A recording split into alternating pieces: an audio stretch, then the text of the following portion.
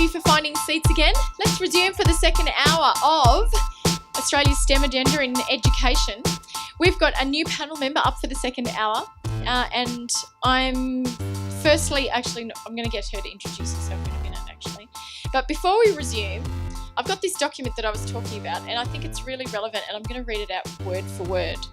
This is the National STEM School Education Strategy. So I'm actually telling you exactly what the government is saying they're going to do for STEM education in schools. These are high-level guiding principles, apparently. First one, create a school culture where the importance of STEM is recognised and valued, and there are high expectations for all students to engage with STEM education opportunities. Craig, you can jump in at any time if this sounds like something that can or can't happen. Number 2, expose students and their teachers to a wide range of career options and information early to help increase STEM aspirations and engagement, ideally in primary school and continuing throughout high school, involving parents and school communities where possible. 3, build on students' curiosity and connect STEM learning to solving real-world problems, including through collaborative and individual learning experiences that are hands-on and inquiry-based and support the achievement of deep knowledge. 4, recognise that STEM education approaches work best when supported by a whole-of-school collaborative effort. 5, encourage teachers to prioritise STEM content knowledge, Craig, when determining their professional learning needs, given the rapidly changing nature of science and technology. There was professional learning needs. 6, use school demographic data and the local context to guide choices about partnership and outreach programs, and consider how best to target student cohorts less likely to do STEM subjects or see the relevance of STEM-related skills. And lastly, consider how to evaluate new partnerships and learning approaches as part of program design to determine whether change has occurred in student attitudes to STEM and whether this translates into greater STEM achievement. So a little bit of research there at the end and evaluating how well the government's doing. What I'm actually I've actually been organising for 6 months, is I'm taking a lot of project-based learning. I'm going to start doing it. And I'm really lucky that my principal supports that idea. And next week I'm off to Melbourne to spend a day in Ringwood with a school that does it, Holus Bolus. So, excellent. Because I can read and read and read, but it doesn't, I want to see it. I want to see how it works, how it happens, how it occurs. So I'm really lucky that I'm allowed to go down there and spend the day down there. That's great. Maybe we could talk to your principal and you need to go down for 3 days. Oh, I'd love to. All right, thank you. Okay, you can see our new panel member. We have Tamara Kermode. Tamara's a Year 11 student here in Armidale. I first got to know Tamara through the ConocoPhillips Science Experience in January. She's a student that takes opportunities where they're available to her. And I'm going to give Tamara 5 minutes or so an opportunity to introduce herself, why STEM is important in her life, and maybe you can escalate up to Australia too. Well, I've always sort of grown up with it around me, so I barely even take particular notice that it's there as like an existence as STEM. And like engineering isn't really a big part of what I see in like my high school life. It's not something I come across every day, and it's not something I think about every day. Whereas with science, I do 2 science classes. I do biology and chemistry, so I come across science every day at least. There's never a day when I have no science class. And with maths, I have it pretty much every day apart from one day on a Wednesday. And I'm doing mathematics, so it's quite demanding to be able to actually do that, and technology is always around. Like, you use so many different materials to actually learn and take in information, like books. But computers is always, it's an advantage but also a disadvantage. Like in biology, we had to do, instead of the teacher standing at the front and teaching the subject that we were doing at the moment, or topic, she gave us the chance to actually, we would do each into different 6 groups, and then we would do a part of that topic each, and then we'd present it as like a presentation of some sorts.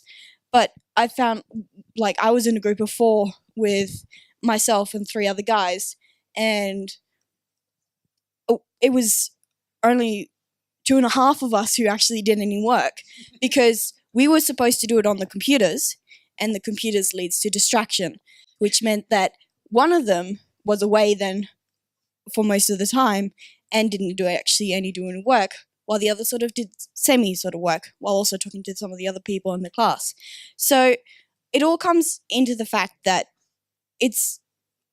I think that especially science and even more prominently mathematics is a really big part, especially in senior years, because although maths in senior years isn't compulsory anymore, you can choose to do photography instead, but it's still... Hang on.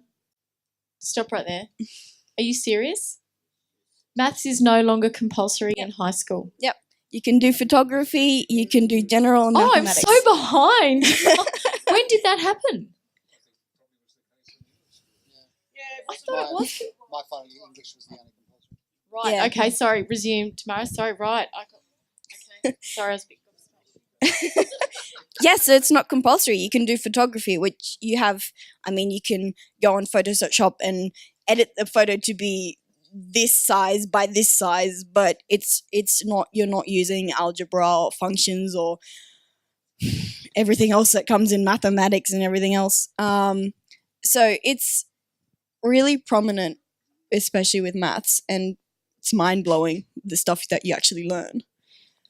Do most of your friends do a science subject in their senior years? I have a couple who do, yes. So I found that, I don't know, like I know a lot of like the year 12s, a lot of them do science. Like we have 2 biology year 12 classes, and it's crazy. Whereas in my year, we only have 1 of each of the 3 different science subjects. So there's physics, chemistry, biology, and Senior science? senior And science, senior like a science. general science class. Yeah, it's senior science. So Yeah, okay. Now I'm going to ask you what I know you've talked to me about what you want to do with science and why you're interested in science. In the future, where do you see science being in your life? What do you want to do with the science that you're studying now? well, I want to go to university and study science specifically, but I feel like even if I didn't go and want to study science in the future, it'd still be around because, as you said, it's everywhere. It's in the lighting and how we see and make things that we use every day.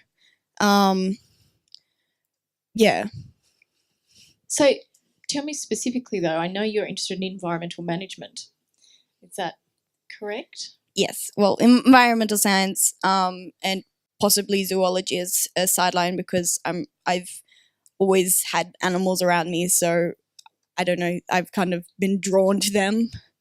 Well, I wanted you to say that because I know that there's a zoologist in the crowd, and I lady just with the wanted her ants. to know that so that if she saw you walking around uni, which she will, she'll say hi and say, come and spend some time with me. Great. Thank you, Tamara. Thank you very much. I can't believe I didn't know maths was not compulsory. I think actually that should be point 1. Did you do high school in New South Wales? Yeah. Yeah, it That's my wasn't. principal sitting right over there. So I did HSC in 1988 and it wasn't compulsory then. I don't think it was. Did you lie to us? My parents lied. I had to do maths. It seems to me that it's the details and the setup of education systems really in individual schools that can actually make or break student choices too, can't it? And I hear that from senior students all the time. Tamara's just one student that's doing that. Thanks, Tamara. We've got Tamara up here. She's female, obviously, so is Erica. And I've said I'm going to talk about women in STEM. I'm going to pick up on building on students' curiosity and connection with STEM learning to solve real-world problems. And I'm going to transfer that over to stereotypes of scientists. My question to you, panel, and I want the audience to come up with some questions too in this next hour, so get your thinking caps on. How influential do you think stereotypes of scientists are in the younger generation thinking they can or can't do something and solve a real world problem? I suspect for kids this age, it's not such of a big deal. But your high school kids, I think that's when it becomes an issue, because I think that's when young people start to turn away from STEM subjects because they're boring and difficult, or they think they're boring and difficult. And then that's when the danger of that stereotype of a weird person. I mean, scientists are weird, but weird is good. They're idiosyncratic intellectuals. They're I very interesting people. Actually, funnily enough, I didn't think I looked particularly like a weird academic scientist, but a colleague and I went to Sydney for a conference the other week, and we got off the plane and this lady walked up and she said, "Are you two academics?" I thought, "Oh." Really? Must look really weird. Yeah. Anyway, I digress. So yes, I think that stereotype. I think it's changing, but that stereotype I think does have a big influence, and it's just because people aren't realising the myriad of options that scientists can work on, and the idea is that yes, you're stuck in a lab rat as we call them, in a dark room, twitching. Do you see in sort of first and second year, particularly of uni, do you see discrimination based on gender in the science area? In terms of the students, I don't witness it myself, but in fact, were you at the blue stocking thing today? No, you weren't there. We did actually have a women's meeting today, and a couple of the first year advisors had said in colleges there were girls that were coming up against issues with males in the colleges, kind of, I don't know if it was specifically about what they were studying, but I don't really see it, and throughout my career I haven't really seen it, but I don't know whether it's because I just blunder like a bull in a china shop and don't notice things. I'm not sure. But I've always had a lot of good support around me, so I don't see it, but I'm pretty sure it's there. Tamara, are you exposed to stereotypes of scientists at high school, or what's the culture like in high school these days?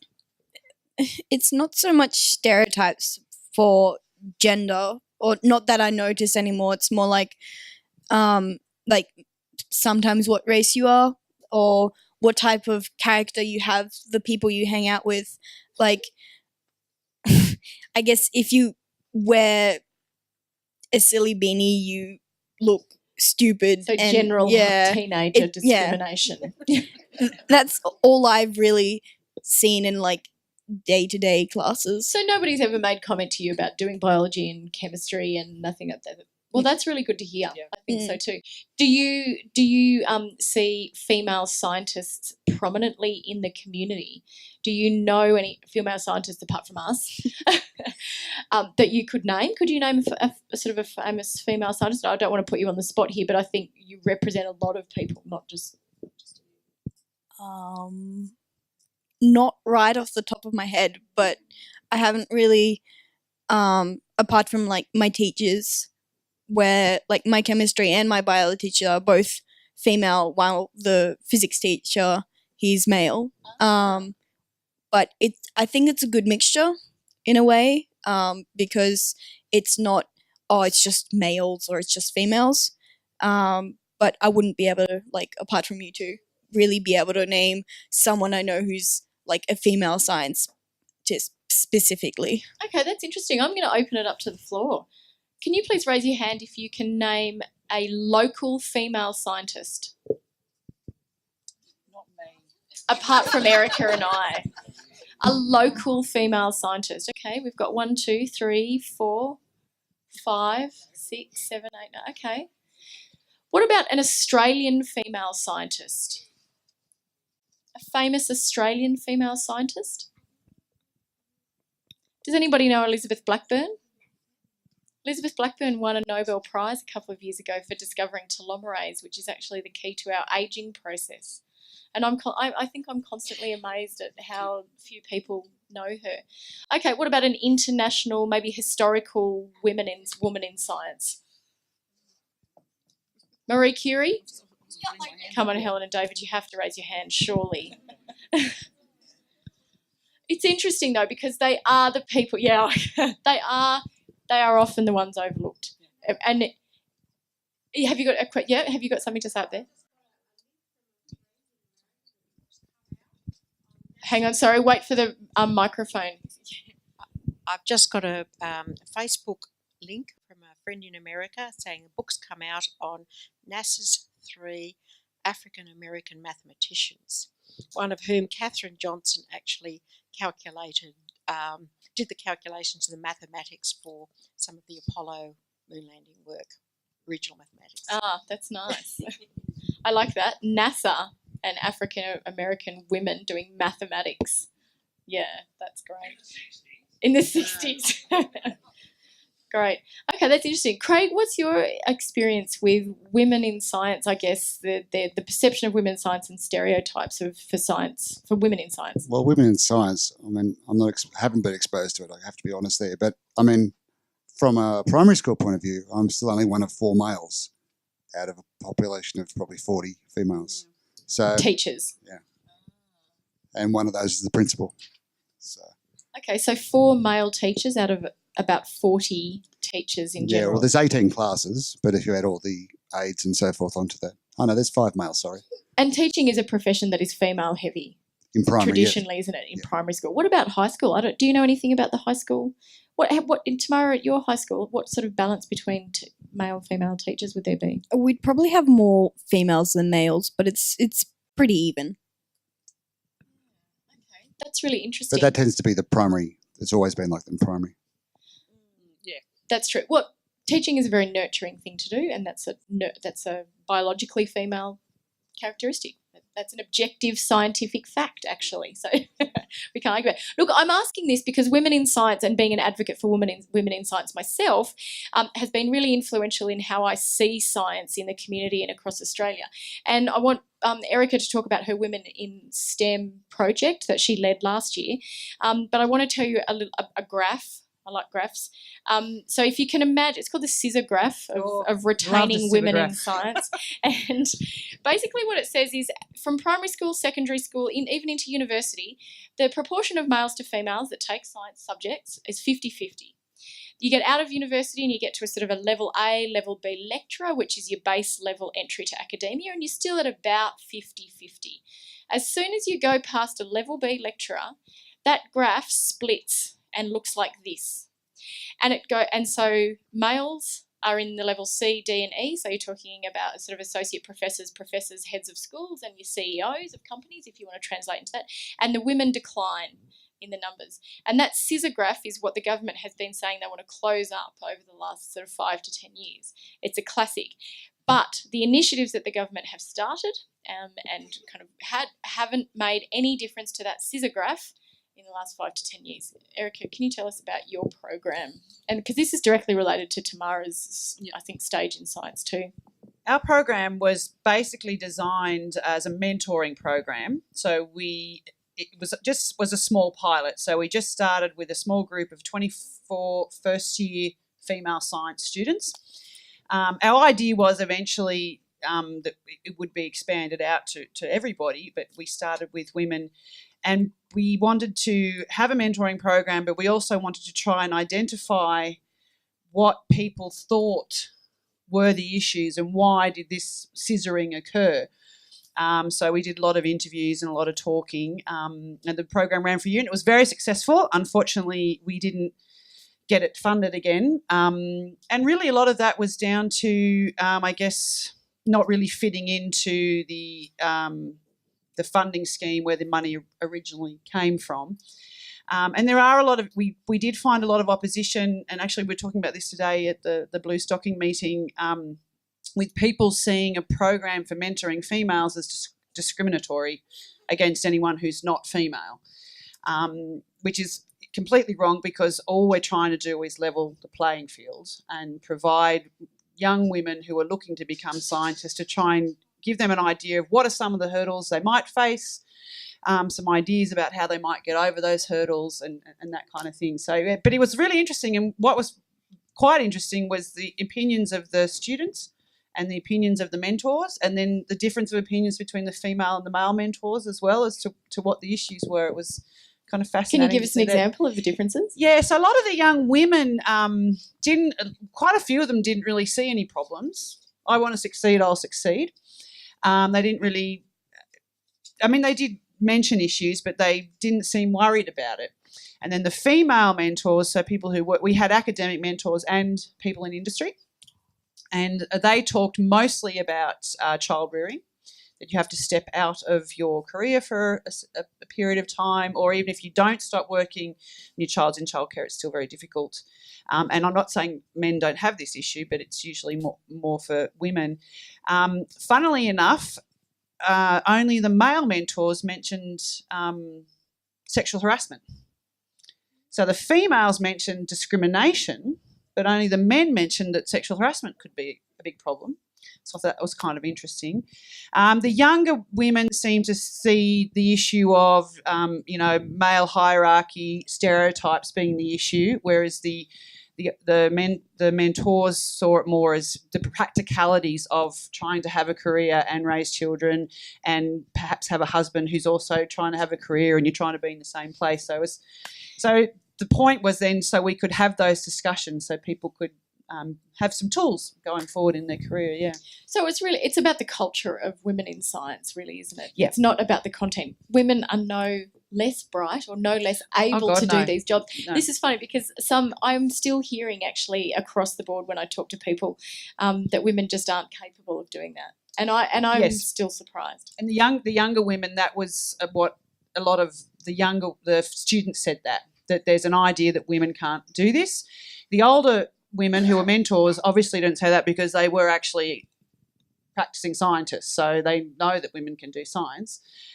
It's interesting. So girls coming out of school, and quite a few of them actually told us that teachers told them, forget about science, go and do something artsy. What's the point? You're only going to get married and have kids anyway. And I was like, you what? In this day and age, people are still saying that? So, it's amazing.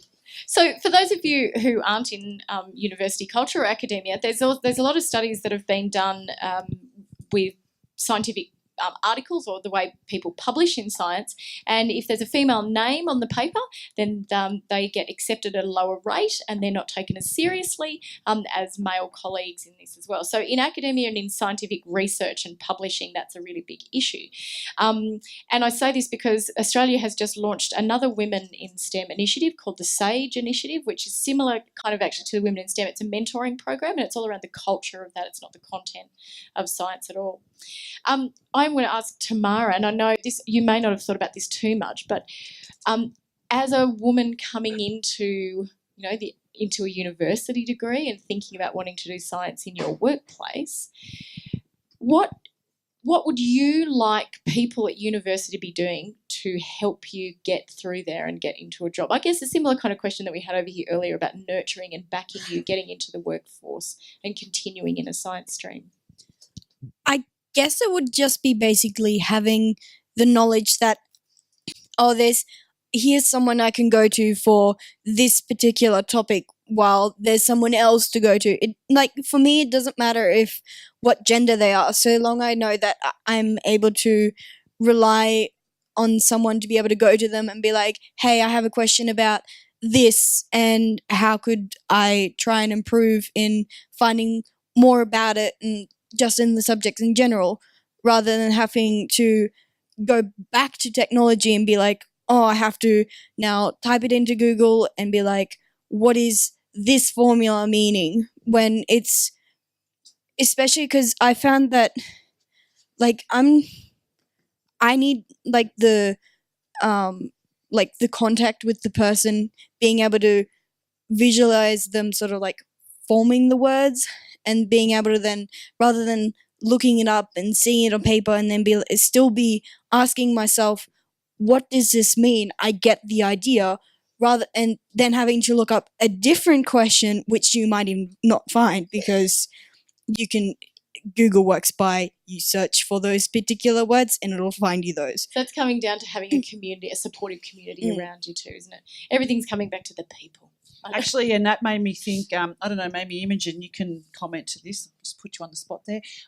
Because we have so many distance students at UNE, and I know in chemistry we do a lot of work to try and support them, but they'll often say that the 4 days of coming on campus, to be able to just look at someone's face while they're explaining something to you, it might have been something you've listened to 1,000 times on a lecture recording, but the nuances and the hand gestures and could make a huge difference. And that most of our off-campus students love coming onto campus and being in that community of learning and being able to talk about things and get that support.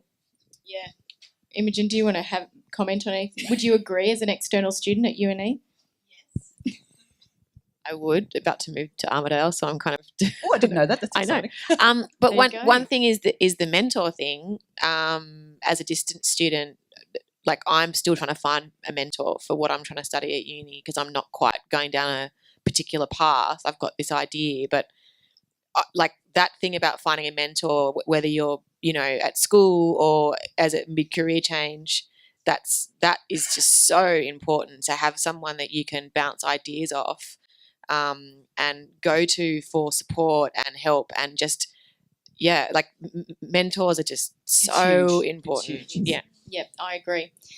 And I'm going to pull away from the people thing for a minute, actually. Sorry I didn't get to you, Craig, on that one. Because we had a question down here at the front, which is going to bring us back to the idea and the definition of science. Do you remember your question, Mia? We have a microphone down here. Thanks, Michael. Well, most things why do most things connect to science? Like science does a lot of things, like they do experiments to make things happen and they invented loads of stuff and I don't really understand how that happened. Do you mean how did we start talking about science and now all of a sudden it's everything in our lives? Would you like us to define science a bit better? Yeah? Chaim has suggested that he would like to define science. And in fact, when I taught fundamental science at university, I don't know if you do this, Eric, or if you do this in schools, but actually being able to define what science is very important in the way you study and the way you think about science. So I'm glad you brought that up. So I'm going to bring it back to actually what is science? What are we talking about? Why is this so important? Chaim, do you want to have a crack at defining science for me?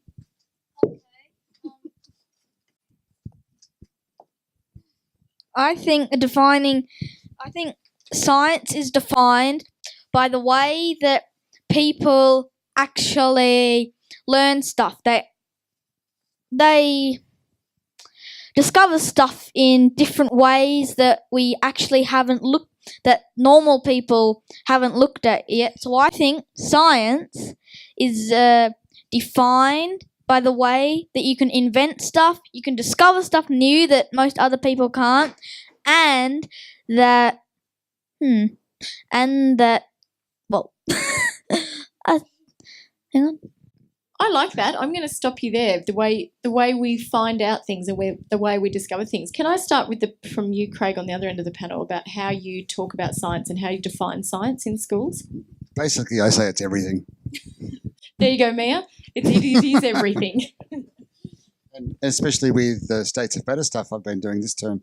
And it's it. It's everything that we're made of, everything that's around us, it's living, everything. And everything has matter, everything is composed of atoms. And my biggest thing is humans as a whole are just amazing the way we're made. And when we look at the human body as such and organs and stuff, and I just look at this. Yeah. And some of that rubs off and some of the kids go, oh, you're stupid. I'm going to play the devil's advocate here then. And so you said you look at the scientific method in primary school. When we taught fundamental science down at university in Melbourne, we focused on the process of science because actually there are a lot of different ways of finding out stuff. A lot of different ways. And in fact, the scientific method is just one way that over centuries and centuries and centuries we've refined to the point where the probability of us being right using the scientific method is higher than a lot of other methods. And we talk about it in that way. And so I'm interested in when people say, is science, it's a load of facts, it's our body, it's where we are in the world, it's finding out about the world. It is all that as well. But you can also find out about the world in a lot of other different ways, and science is just one way of finding that out. So I'm interested in, I guess, the fact that you do scientific method as well. Yeah, and as I said before, my constant thing with little kids, with kinders in stage one, why? You'll look at something and tell me what it is. Tell me what about it. What does it look like? What does it feel like? Why? And that's just a constant, I'll spend a lot of the day of the week with the stage ones or the early stage ones. Why? Asking questions. And they'll get it. Yeah. You've just got to draw it out of them. Yeah, great. Tamara, how would you define science? How is it taught in high school? I found that it's a really big part because we have the 3 different sciences by having chemistry, biology, and physics, and each of them are specific in the different fields. I found that it's just, I don't know, and because it works really well with maths as well, and then it's sort of, I guess it's like the connecting idea for what we have around us by connecting all the little points of even things like English and arts and maths and all the other little subjects that you do in school, and then the things you do out of school. It's sort of it's like the body to the arms.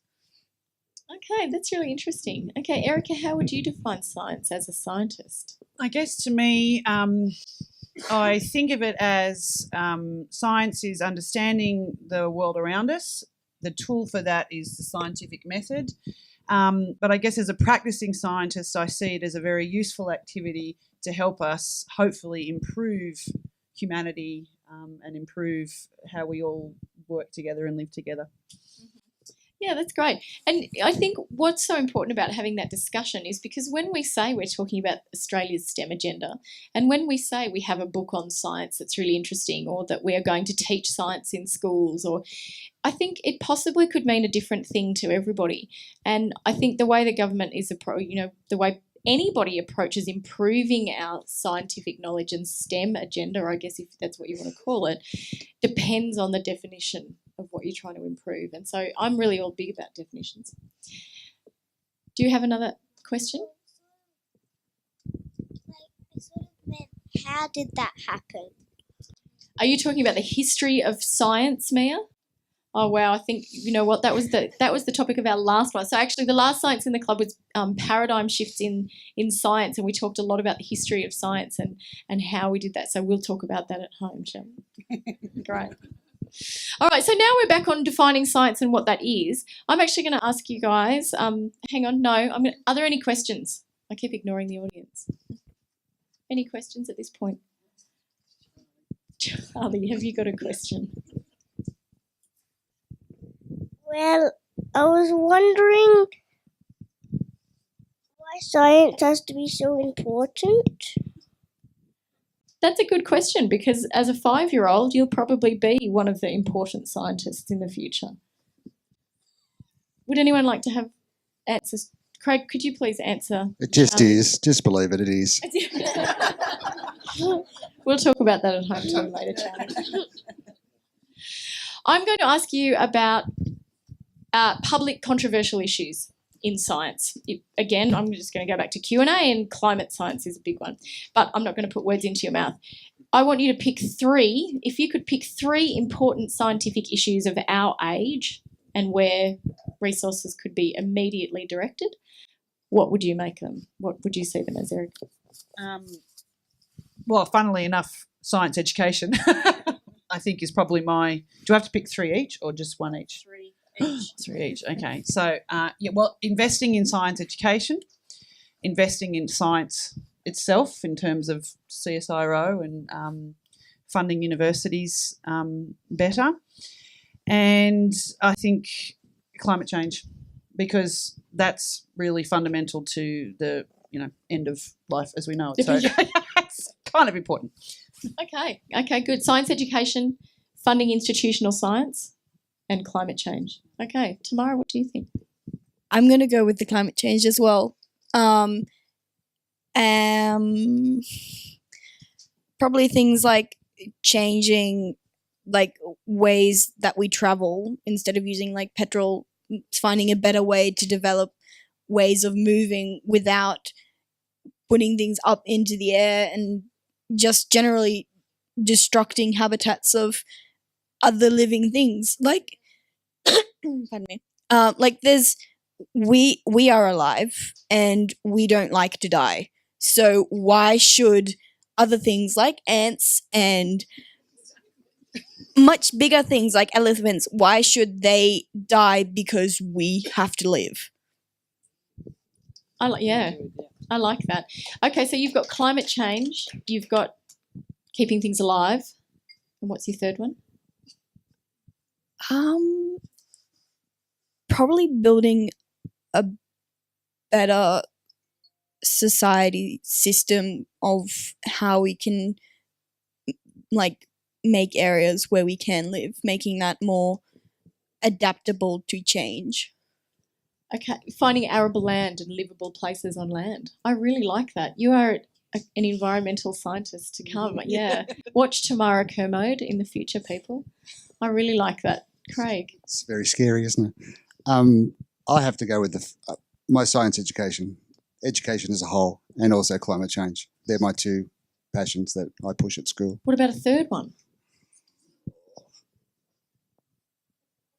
Nothing. Yeah. Yeah, exactly. Well, I'm interested that nobody said energies and renewable energies or looking at energy systems in the future, but I know that is intrinsically linked to climate change. Yeah, it's all part of that. And okay, so now I'm going to, and has anyone got a question? Did I see a hand shoot up over there? Eliza. Not so much a question. I guess like a comment, and then that itself could be a question. I worked in the education system in a secondary school very briefly as a teacher's aide, and then went on and did my biomedical science degree, and now I'm doing honours, and I do a little bit of teaching in that. And I've also got a younger brother, so I really saw his progression from year 6 to now having a bit more idea of the world and education itself. And I can see how the education system is failing so many students in so many areas, not just in science, in how students are engaged on a day-to-day level in their classrooms in their high school. And a theme that I was hearing at the start was how it's kind of up to what the principal of the school is thinking, or like, so Craig, your principal is really supportive of you, but then you look at a school that you've got the exact same students at the exact same time heading into the exact same future. And if you have a principal that isn't as invested in science and technology, the whole population of that school is therefore disadvantaged. How is that a fair, broad scope education system if it's based off, and it might be, you could say the same of businesses, I guess, with CEOs being very interested in the environment or not so interested in preservation of the environment. So I guess maybe I'm answering my own question. I don't know. It sounds like it, but I can feel a question coming. I don't even know the question. I don't think anyone really knows the question. With but primary how do schools, better... it depends on the staff you have. So it's not just the principal who's leading that ship. You've got all the people under him, and it depends on their passions. But then how do you create equal opportunity education So across science. all dynamics? Oh, that's an easy one. Yeah, we'll Australia. tackle education in the club next year, I think. But It's I think it's an entire another topic. In fact, I think education in the club, philosophy in the club, arts in the club, science in the club is going to have to be that, because science actually isn't everything. I would actually argue, no, sorry, maybe it is not. It's in my life every day. But there's topics like that need to be split off and talked about separately. And so in interesting science education, and partly it's the people I've chosen on the panel and someone from a secondary school as well. But Australia's STEM agenda, coming back to exactly what we're talking about today, is about engaging people in science. It is actually about science education and about nurturing and backing people into scientific careers and things like that. It's also about funding the research itself and the outcomes of that.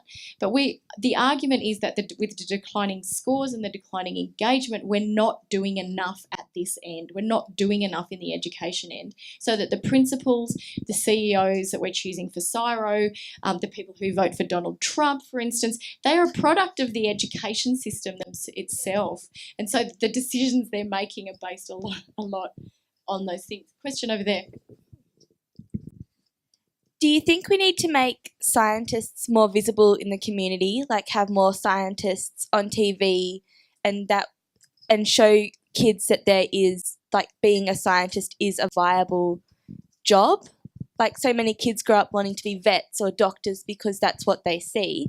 Do you think we need to have scientists on TV and that be a viable job? Actually, that's an interesting comment. I was reading a novel the other day, and it was a vaguely trashy novel, but it wasn't super trashy. And as part of the story, someone was saying, "Oh, I'm going to go to uni and study science," and then the person who they were talking to said, "Why would you do that? Why don't you aim for something higher like medicine or law?" And I mean, I sent an email to the author saying, "That's ridiculous," you know.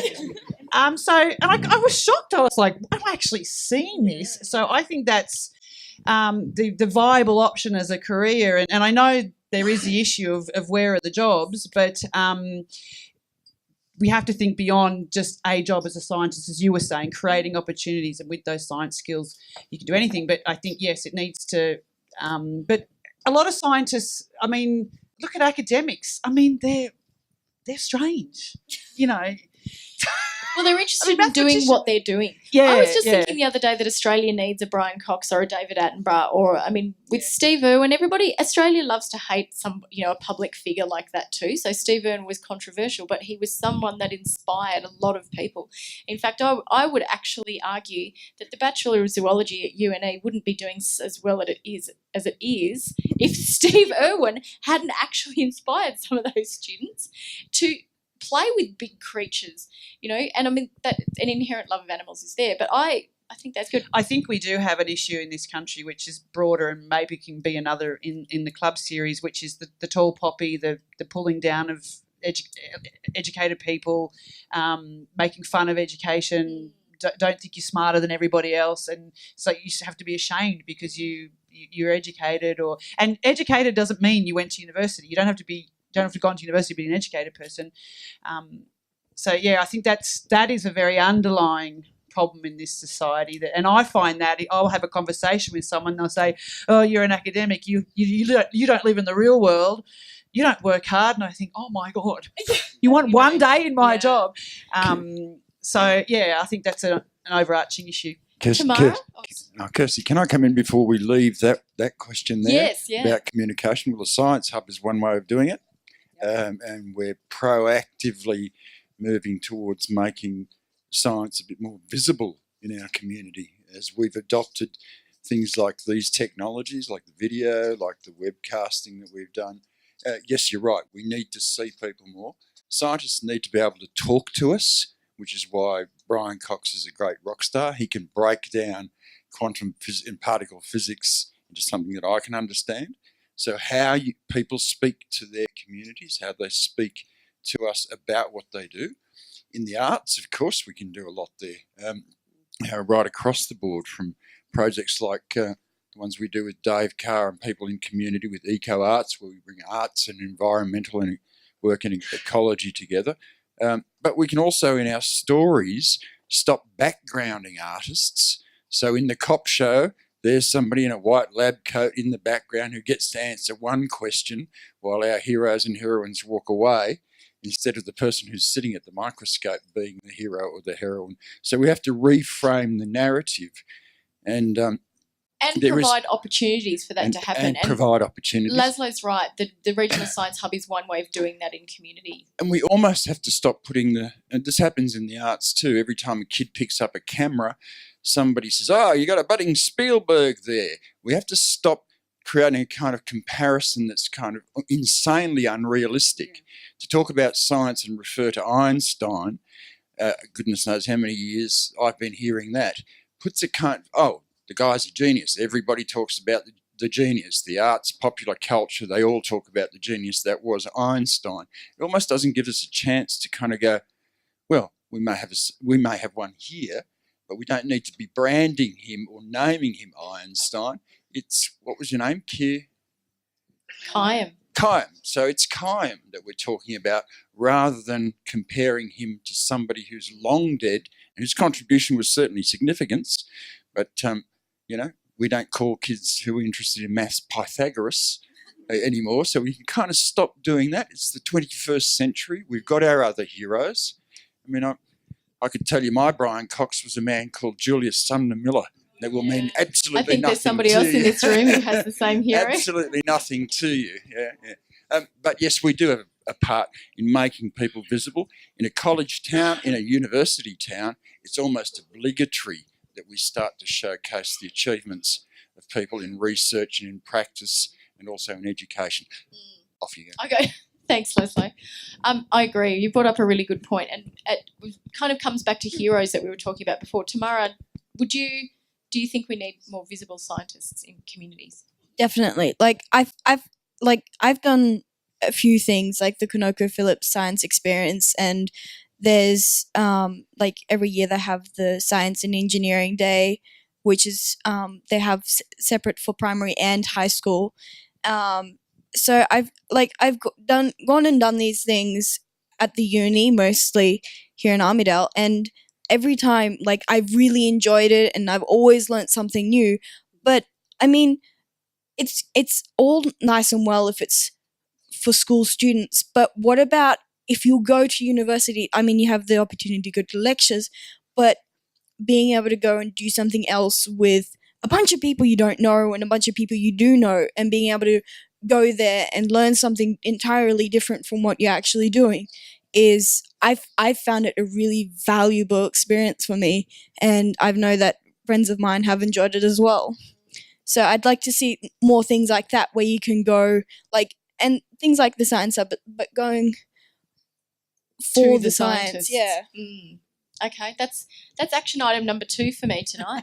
We've got action item number 1 is the non-technology project for primary schools, science project. Item number 2 is get UNE scientists into the community more.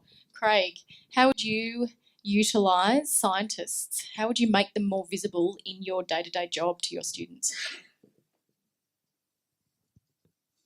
Call me, actually, is the first one. And secondly, how I'm just thinking, because we've had a thing recently about prac students from the uni with the education department. Why not do the same thing with your science? Like the science students, I know they're not doing teaching, but why can't they come and do a 2-week prac and get credit points or get something towards their degree?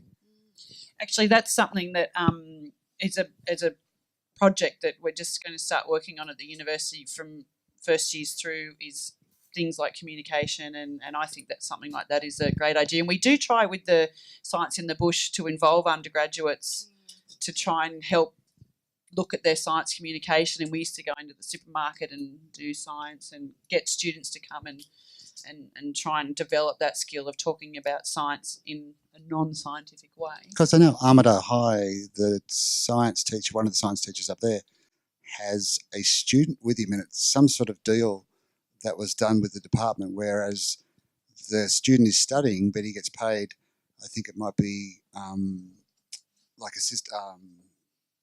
classroom assistant wages or something, to work a couple of days a week with this guy. So there's schemes like that could actually help regional areas and scientists become more visible. So we're doing all this with a backdrop of being in a regional area in Australia, because actually that makes a huge difference to this discussion too. A lot of the initiatives, the funding, the guiding principles come from either Canberra or a capital city, and they filter out through bigger schools in capital cities. So when we talk about this stuff, I think our experience here is very different to, for instance, my experience in Melbourne, where a lot of those schools do get they see direct and immediate benefits of a lot of those funding. And Craig, you were saying you haven't really seen those direct benefits from that $12 million initiative for National STEM School I haven't seen an offer or an interest thing or anything. Yeah. Good point. So that's where I mentioned Inspiring Australia. And look, partly I think some of these nights are for the people who come just to kind of be aware of the initiatives that are out there, because I think if you're not aware, you can't access them. So partly I think that's part of my job and accessing it and trying to tease it out of you guys too. Inspiring Australia is a government program that was set up in 2010 as a response to everything that we've just been talking about. Basically, science communication strategy, outreach and engagement, getting people engaged in STEM. And Inspiring Australia now has set up regional science hubs, of which we are one, all over Australia. And in fact, we now know that the number of regional community science events is something like 400 times what it was before 2010. They have done a fantastic job in doing that. And regional science hubs are not funded. There's no coordinator. Nobody works for them. There's sort of a loose group of people who are passionate about doing this sort of stuff. So wherever you guys are in regional areas, look for a regional science hub or look for a community science event, and there you may find that way to engage your particular child or student or things like that. And that's the kind of information we need to be getting out to teachers too. Any questions from the audience? Yes, up the back there. It seems to me in education that science has a good opportunity to be the most engaging key learning area there is. Yet, from the experience we've heard from both the students tonight, their interest in science is almost despite what they've had in school. I'm interested in both from a teacher's perspective as also a student's perspective on what's happened in school for you that has been an engaging science lesson. Good question. Craig or Tamara, when that thing jumps into your head? Do you mean engaging, Matt, from a success point of view, or engaging that I've really liked what I've done? Or I guess we like what we do as teachers because we see it turn on light bulbs for students.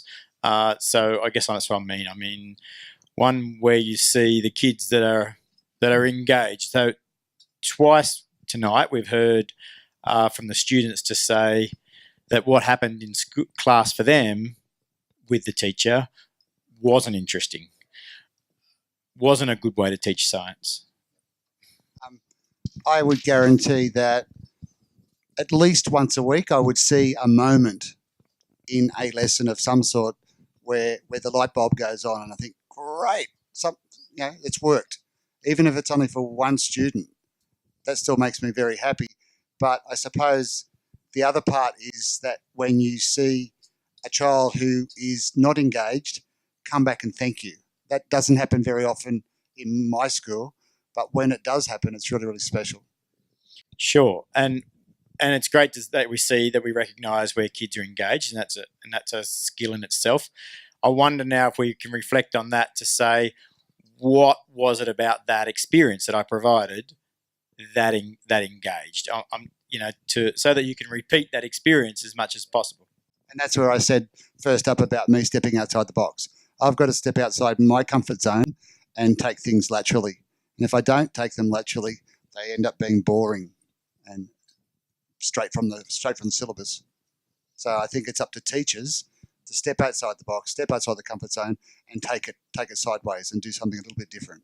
I think the comfort zone is the issue because there's a lot of particularly primary school teachers who and it's what you know. Yeah, and they have a nervousness about teaching science because they're not confident, and so it's a frightening I've thing. got no qualms about turning to someone and saying, no, I don't know that, but let's find it out. Let's Google it.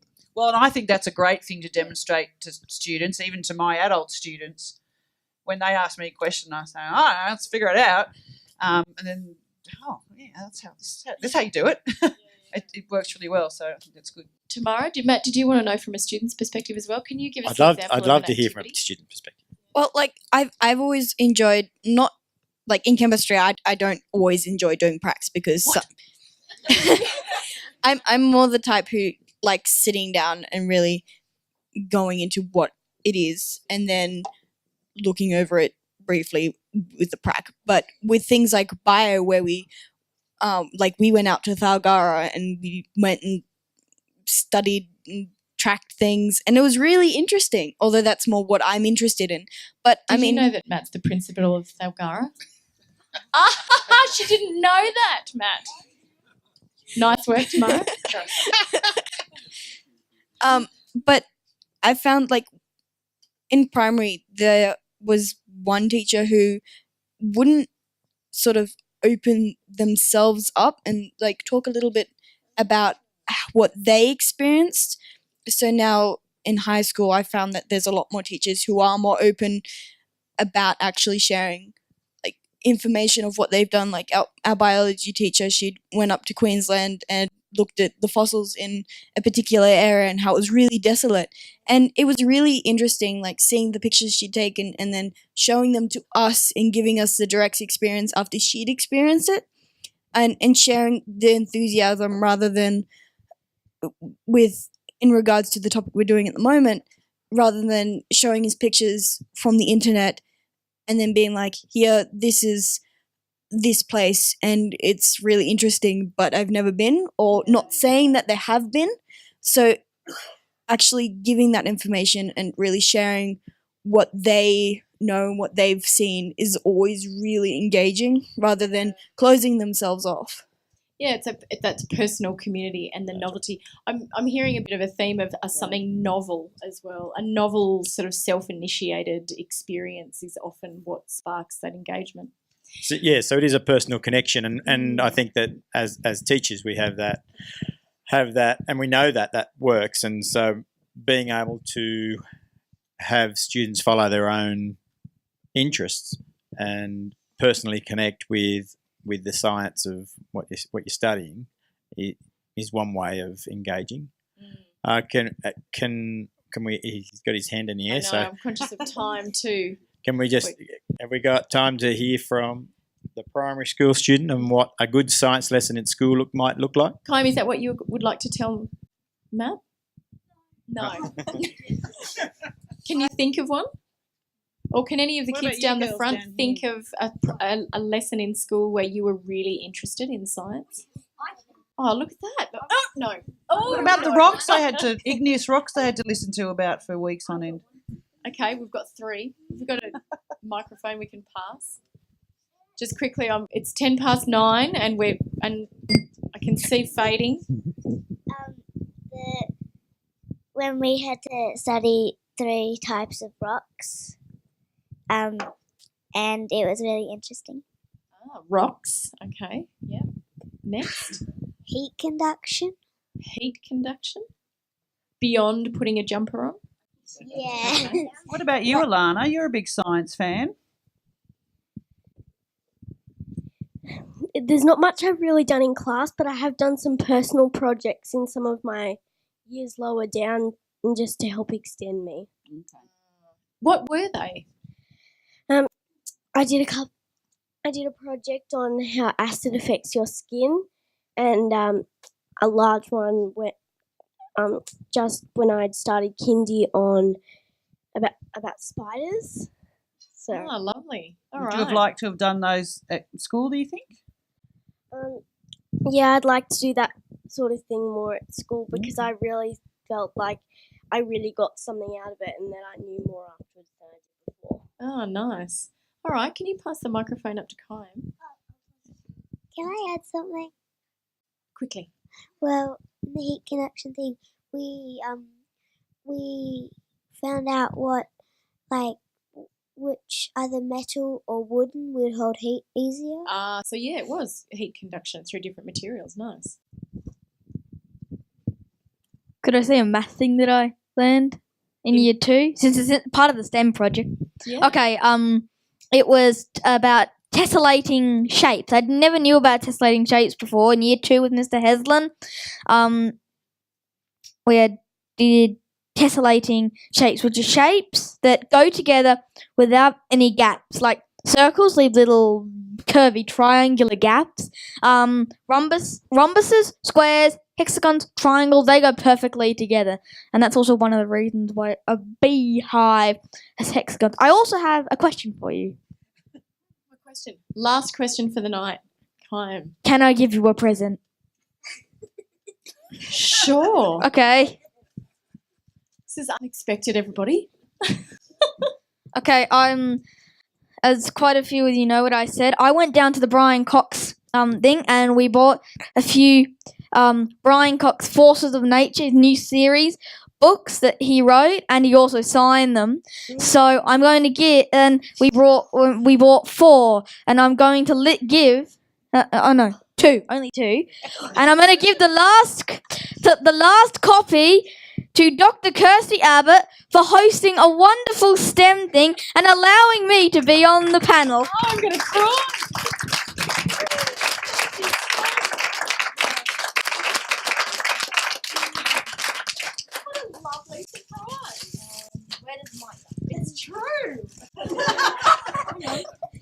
book, Forces of Nature.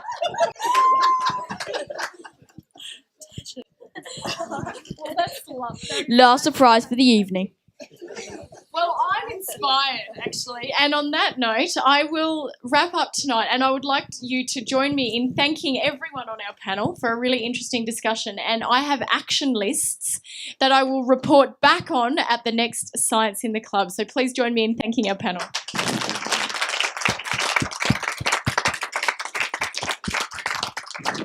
And thank you, everyone, for coming to this one. Look, please put in your diaries October the 23rd. We'll be talking about genetics and genetic modification. To me, this was a really interesting discussion about the STEM agenda because it really focused on local, achievable things and things on ground, which often high-level funding and government discussions don't address. And I think in Armidale we have a real opportunity as an education centre to make scientists more visible, to take technology out of science projects. And what was my other one?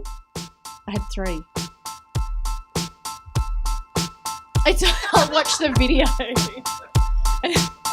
So please come back on October the 23rd. Have a fabulous week and a happy National Science